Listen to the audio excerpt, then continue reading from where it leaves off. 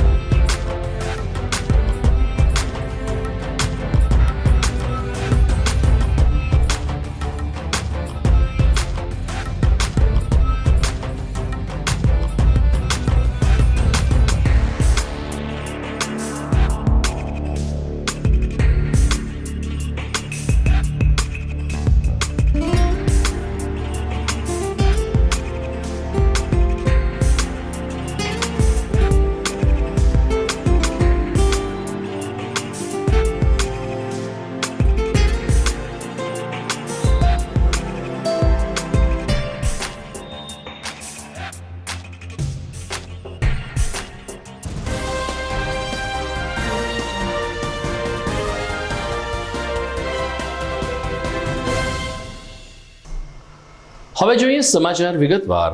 સમગ્ર દેશમાં કોરોનાની ત્રીજી લહેરે હાહાકાર મચાવ્યા બાદ હવે ધીરે ધીરે કોરોનાની ત્રીજી લહેર પણ અંતિમ ચરણ તરફ આગળ વધી રહી હોય તેમ લાગી રહ્યું છે.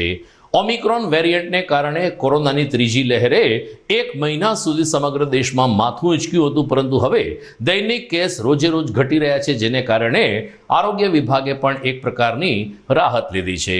દેશભરમાં કોરોનાના દૈનિક કેસ ઘટી રહ્યા છે. ગઈકાલે જૂનાગઢની વાત કરીએ તો જૂનાગઢમાં કોરોના પોઝિટિવ કેસની સંખ્યા 29 રહી હતી. સમગ્ર ગુજરાતમાં ગઈકાલે કોરોના પોઝિટિવ દર્દી 6,000ની આસપાસ રહ્યા, તો દેશમાં પણ કોરોના પોઝિટિવની સંખ્યા 1.5 લાખે આવી હતી.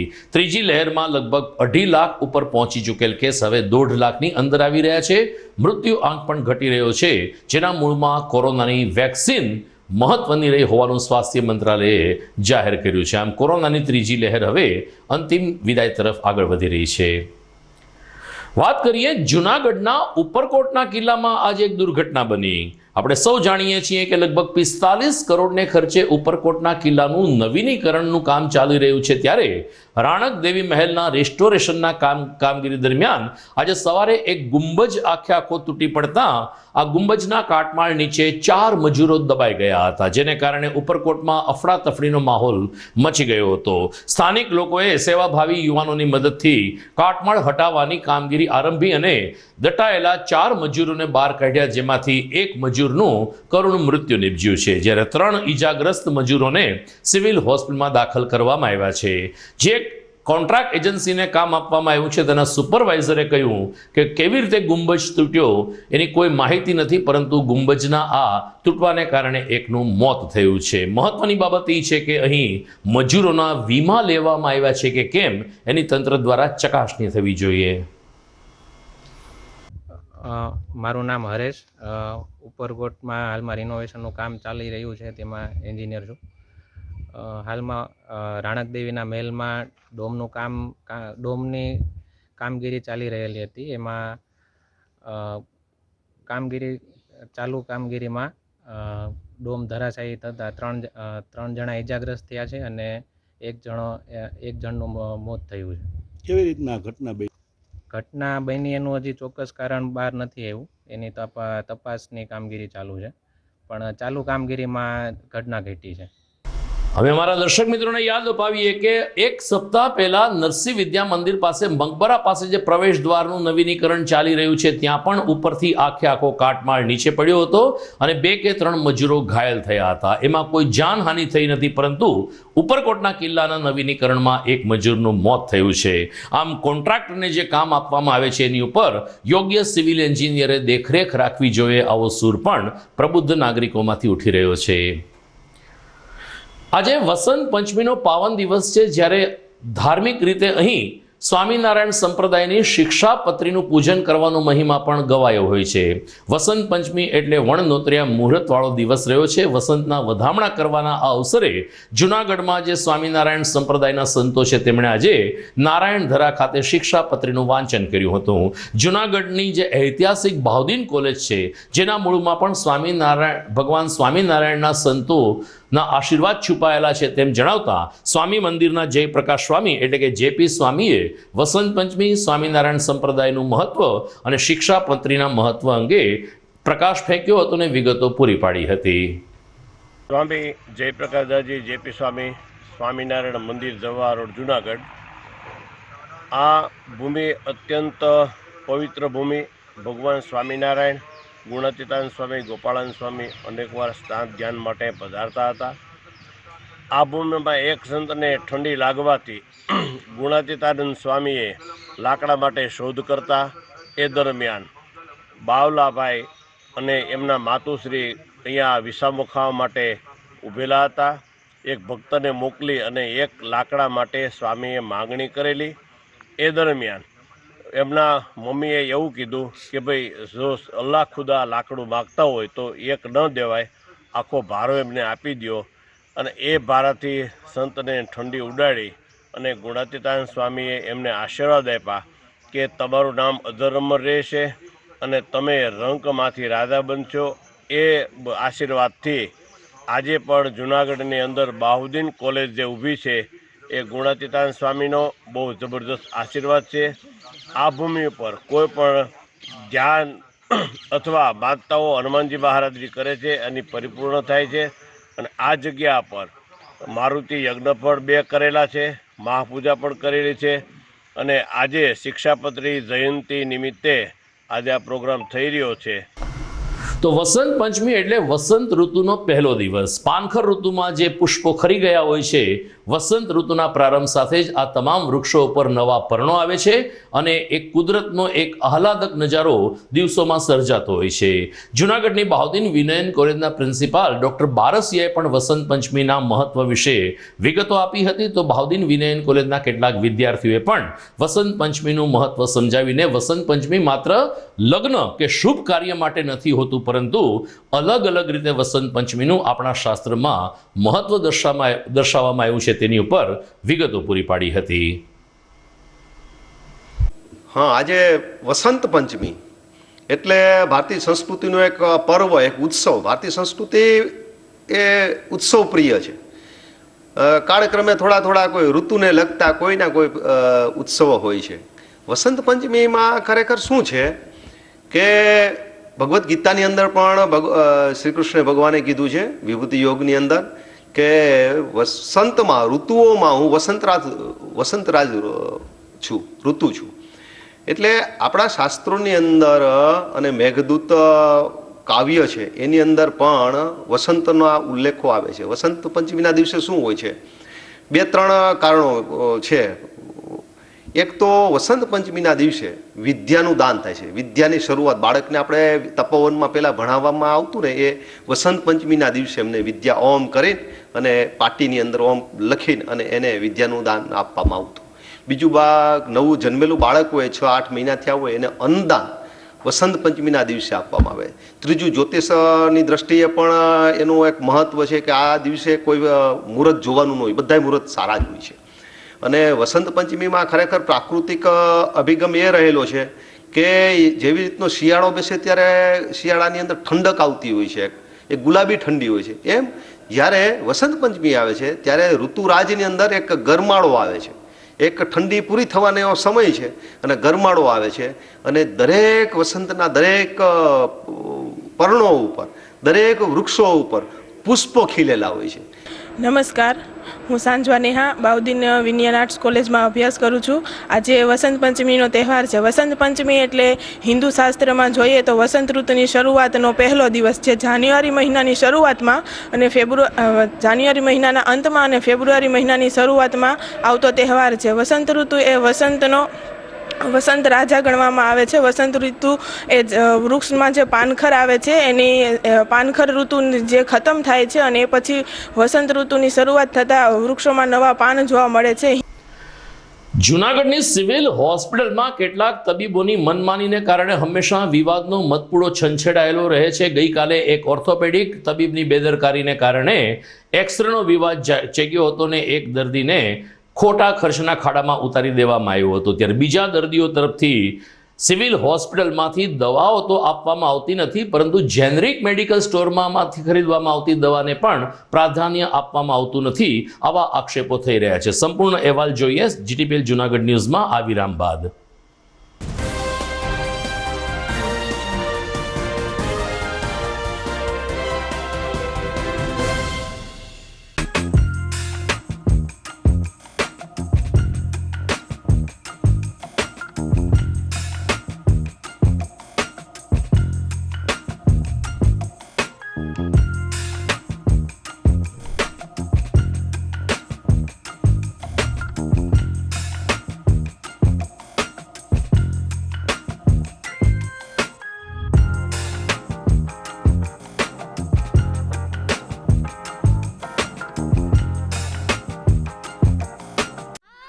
खुशियों वाले दिन को थोड़ा और खुशियों से भर दें।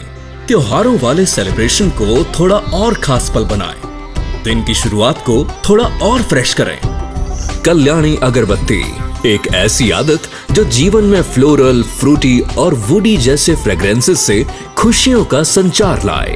इसीलिए घर ले आएं कल्याणी गोल्ड और कल्याणी जीवन बैलेंस अगरबत्ती। कल्याणी अगरबत्ती, कल्याणी अगरबत्ती।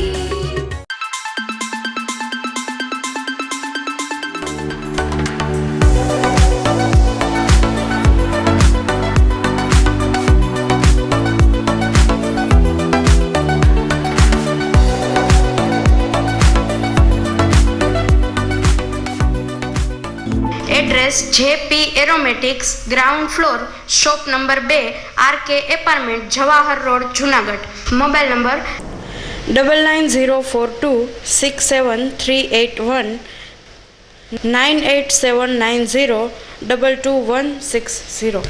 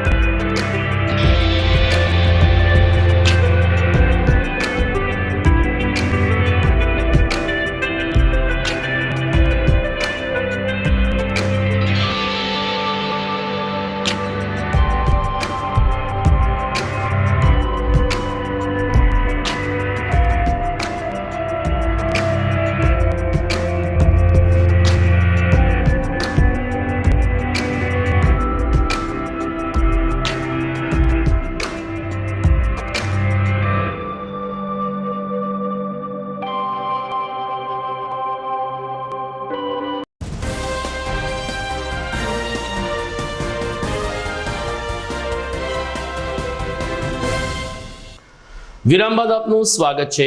પ્રધાનમંત્રી નરેન્દ્ર મોદીએ દેશના ગરીબ દર્દીઓ માટે તમામ શહેરોમાં જેનરિક મેડિકલ સ્ટોર ખુલ્લા મૂક્યા છે. જેનરિક મેડિકલ સ્ટોર એટલે કે ખૂબ જ રાહત દરે સસ્તા ભાવે સારી દવા દર્દીઓને ઉપલબ્ધ થઈ શકે. જુનાગઢ સિવિલ હોસ્પિટલમાં પણ Pandit Deendayal Upadhyay generic medical store કાર્યરત છે. આમ છતાં આ મેડિકલ સ્ટોરની દવા સિવિલ હોસ્પિટલના કેટલાક તબીબો ચલાવતા નથી તેવો આક્ષેપ દર્દીઓમાંથી ઉઠી રહ્યો છે. GTPL જુનાગઢ ન્યૂઝ ચેનલે દર્દીઓની સાથે જઈને કેટલાક સ્ટિંગ ઓપરેશન કર્યા છે. ત્યારે આવો જોઈએ આ મોબાઈલ શૂટિંગમાં દર્દીઓ મેડિકલ સ્ટોરના સંચાલકો કેવા પ્રકારનો વાર્તાલાપ કરે છે. ઇન્જેક્શન છે તમારી પાસે? હવે એ કેટલા B12ના ઇન્જેક્શન છે ને? ઓલા નીચેના જ આપી દો ને, વાંધો નહીં. B12ના ઇન્જેક્શન તો નથી જોતા, કાંઈ વાંધો નહીં. આ દવા બતાવીએ તો એ નથી એક્સેપ્ટ કરતા. ઈ તમે ત્યાં જાણો ને એટલે તમારી દવા નહીં અકાવે, તમને જ ઉલટા નાખી જશે અને પછી પાછી મારી પાસે મોકલશે ને એમ કહેશે કે આ દવા ખોટી છે. મને આવો એક્સપિરિયન્સ છે વર્ષ દિવસથી. તમે દવા પછી ત્યાંથી પાછી તમે રાખતા નથી ને? એમાં એવું હોય તમે અહીંથી દવા લઈ ગયા એટલે અમારામાંથી બિલિંગ થઈ ગયું હોય. હવે તમે દવા દેવા આવો ને તો એ દવા પડી રહેશે પણ એમાં બોલશે નહીં. અને પડી રહી ને વધારાની ઉપરથી ઇન્સ્પેક્શન આવે ને અમને કહે કે આ દવા કેમ લઈએ છો, તમારા ઘરની લઈ આવો છો, ગમે એટલે અમે કરતા જ નથી, અમે પગાર તરીકે જ છીએ. એ તો એ તમારો તો કોઈ વાંધો નથી, પણ આ તો મેડિકલ ખોટી આપીએ જ નહીં. આમાં જે લખ્યું જ ને આ એ જ દવા છે. હા, વાત બરોબર છે. બરાબર. ખોટી આપીને મને કઈ ફાયદો નથી, પૈસા મને તો મળવાના નથી, તો હું કામ ખોટી આપું? આ તો પેશન્ટને રાહત થાય. આમાં આ દવા 120 રૂપિયાની છે, અહીં તમને 50 રૂપિયામાં જ મળશે. અને આ દવા છે ને 123 રૂપિયાની, આ 48 રૂપિયામાં કંઈક મળશે તમને. એ પાછા મેડિકલ એ પાછા પ્રાઇવેટમાં લેવા મોકલે છે, બીજે અહીંયા નથી લેવા મોકલે? અહીંથી લઈ જાય પ્રાઇવેટમાં લેવા મોકલે છે, અહીંથી નથી લેવા. તમારે જો તમારે જોવી હોય ને આ બે દવાના ફોટા પાડી લ્યો, ત્યાંથી 5 ટીકડી લઈ લ્યો, અથવા એ તમને જે આપીને એના ફોટા પાડી લો, બે કાંઈ ફેર હોય તમને કહેજો. એક જ કન્ટેન્ટ હશે. તો પાલા સાહેબ પાછા હકાવે તો એ પાલા સાહેબ પાછા આ કેમ નથી હકાવતા? તમારે સમજવાનું હોય, હું કામ નથી હકાવતા, હું તો કાંઈ ના.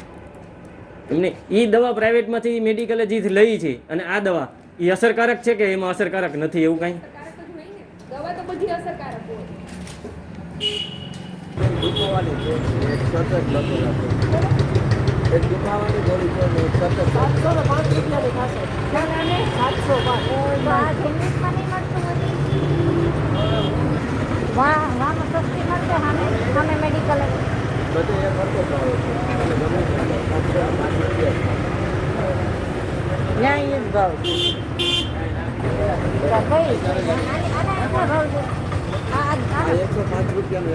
આ શેના માટેનું છે આ પેકેટ?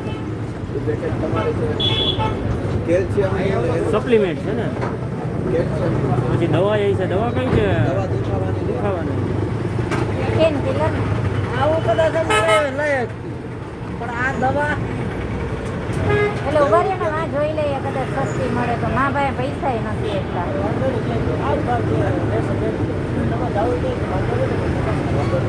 બરાબર ને ભાઈ? રાખો. મારી પાસે 200 રૂપિયા તો 250 તો પૈસા મેં ભાડાને રાખ્યા છે. મારે પૂગવું જ ખરા ને એટલે 200 રૂપિયાની દવા લીધી. અને તમારી પાસે આ દવા લીધી હતી, ટોટલ કેટલી દવાની કેટલાને કીધા હતા દવાના? 700 રૂપિયા. દવાને 700 રૂપિયા કીધા હતા. એટલે પૈસા પૂરા નહોતા તમારી પાસે, એટલે આપણે અડધી દવા લીધી, 2 જ દવા લીધી, 200 રૂપિયાની દવા લીધી. તમે શું કામ કરો છો?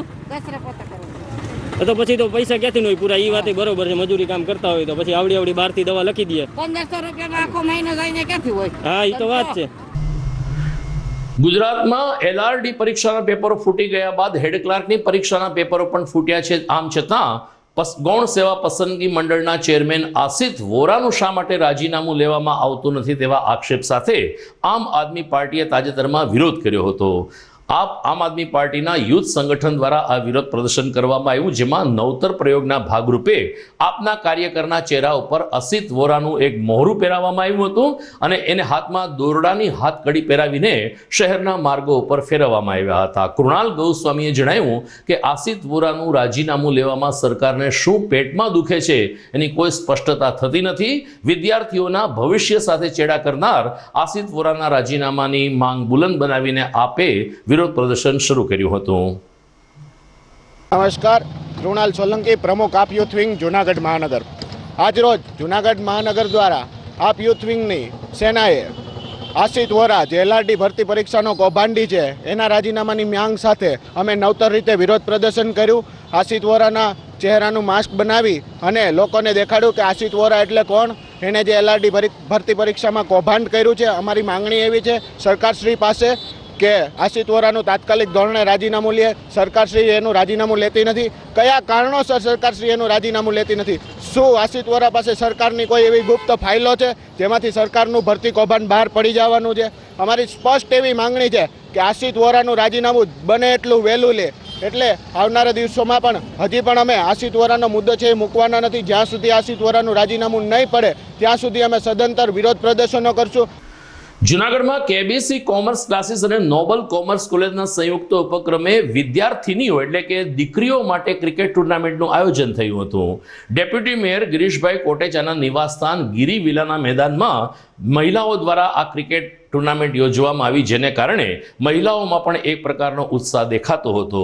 મહિલાઓએ ક્રિકેટ રમીને પોતે માત્ર અભ્યાસ નહીં પરંતુ ઇતર પ્રવૃત્તિમાં પણ સક્રિય બની શકે છે તેની પ્રતીતિ કરાવી હતી. ડિસ્ટ્રિક્ટ ક્રિકેટ એસોસિએશનના પ્રમુખ પાર્થ કોટેચાએ પણ મહિલા ક્રિકેટ ખેલાડીઓને અભિનંદન પાઠવ્યા હતા અને આ પ્રકારની શક્તિ બહાર લાવવા બદલ KBCના સંચાલકોને પણ અભિનંદન આપ્યા હતા. ક્રિકેટ રમી રહેલ દીકરીઓએ પોતાનો સુંદર પ્રતિભાવ આ રીતે આપ્યો. નમસ્કાર. દીકરી એ કુદરતનું આપેલું અમૂલ્ય ભેટ છે. જીવન જીવો એનો અધિકાર છે તો ભણતર પણ એનું હથિયાર છે. એવું જ કંઈક આપણા જૂનાગઢ શહેરમાં આવેલ KBC ક્લાસીસ દ્વારા ગર્લ્સ ક્રિકેટ ટુર્નામેન્ટનું આયોજન કરવામાં આવ્યું છે. અહીંયા દીકરીને દીકરા જેટલું સન્માન આપીને તેમનું પ્રોત્સાહન વધારે છે. દીકરીઓને ક્રિકેટ જેવી રમતમાં ભાગ આપીને તેમનું સેહતમંદ, તેમનું સ્વાસ્થ્ય સેહત કરે છે અને માનસિક તણાવ દૂર કરવાનો પ્રયોગ કરે છે. આજરોજ KBC દ્વારા ગર્લ્સ ક્રિકેટ ટુર્નામેન્ટનું આયોજન કરવામાં આવ્યું, જેથી અમને ખૂબ જ આનંદ મળ્યો અને ખૂબ જ મજા આવી. KBC દ્વારા આયોજિત કરવામાં આવેલ ગર્લ્સ ટુર્નામેન્ટમાં આજે અમને ખૂબ જ આનંદ થઈ રહ્યો છે અને KBC દ્વારા આ જ રીતે હંમેશા ભણતર તો સારું હોય જ છે પણ તેની સાથે રમતગમત અને સ્પોર્ટ્સને પણ મહત્ત્વ આપવામાં આવે છે. ગર્લ્સ માટે બીજો કોઈ સ્કોપ જનરલી હોતો નથી, તો તેનાથી કોલેજમાંથી અમને આપવામાં આવતી આ ફેસિલિટી માટે અમે આભારી છીએ અને એમાં અમને ખૂબ જ મજા આવે છે. બહેનોને પણ રમતગમત પ્રત્યે રુચિ જન્મે અને એને અલગ અલગ પ્રકારની રમતો પ્રત્યે જાગૃત થાય તે આશયથી નોબલ કોમર્સ કોલેજ તથા KBC ક્લાસીસ દર વર્ષે આવી સરસ મજાની બહેનો માટેની જ ક્રિકેટ ટુર્નામેન્ટનું આયોજન કરે છે. અને આપ સૌ જોઈ શકો છો કે અત્યારે બહેનો ક્રિકેટ રમી રહ્યા છે અને એકદમ સરસ મજાના સ્વચ્છ અને સલામત વાતાવરણમાં બહેનો ક્રિકેટનો લાવો લઈ રહ્યા છે. વધુમાં કહું તો પાર્થ કોટેચા સર જે નોબલ કોમર્સ કોલેજના ડિરેક્ટર પણ છે અને જૂનાગઢ ક્રિકેટ એસોસિએશનના પ્રેસિડેન્ટ પણ છે. તો પાર્થ સરે પણ આ તમામ બહેનોને ક્રિકેટ રમવા માટે પ્રેરણા મળે અને એમનો ઉત્સાહ જળવાઈ રહે તે માટે એમને સૌને બિરદાવ્યા છે.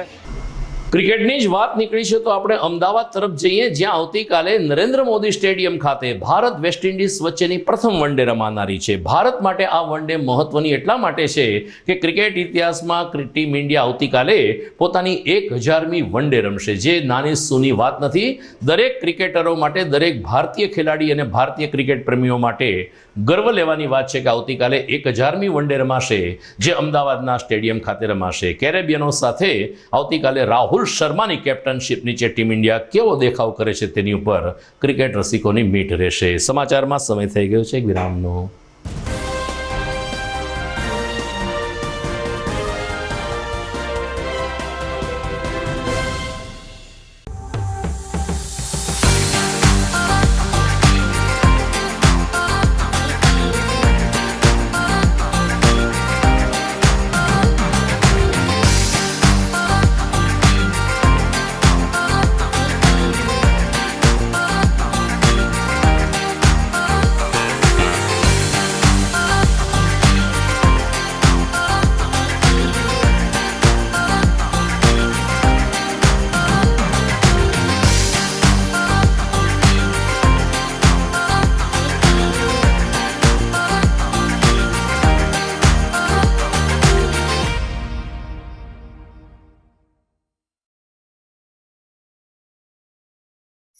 અભિનંદન વેવાય, એ આજનો દિવસ આપણા માટે ખૂબ શુભ છે, કેમ કે તમારી દીકરી નિશા અને મારા દીકરા સંજુના લગ્નની તારીખ નક્કી થઈ ગઈ ને. હાજી હાજી પપ્પા, લગ્નની તારીખ તો નક્કી થઈ ગઈ, પણ લગ્ન માટેની જ્વેલરીઓ?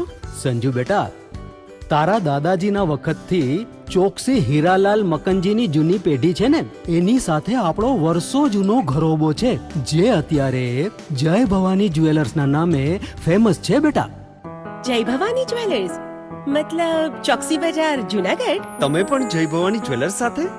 અમે ભલે રાજકોટના હોઈએ, પરંતુ જય ભવાની જ્વેલર્સ સાથે અમારો પરિવાર પણ વર્ષોથી સંકળાયેલો છે, જ્યાં છેતરાવાની કોઈ શક્યતા જ નથી. આને કહેવાય સોનામાં સુગંધ ભળી. વાવ બેટા, ચાલો આપણે સૌ જઈએ જય ભવાની જ્વેલર્સના શોરૂમ પર. તમે લોકો જઈ આવો, હું રસોઈ બનાવી રાખું. લક્ષ્મી, આપણા દીકરાના લગ્નમાં થોડા દાગીના તારા માટે થઈ જાય હે? ચાલો મમ્મી. ચાલો ચાલ બેટા.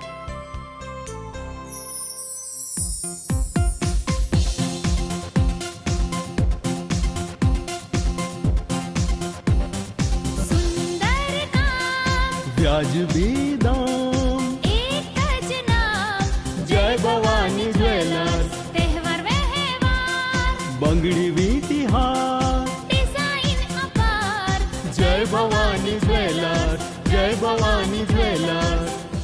એક્સક્લુઝિવ દાગીના ખરીદવા માટે વિશ્વાસપાત્ર એક જ નામ, જય ભવાની જ્વેલર્સ, ચોકસી બજાર, જુનાગઢ.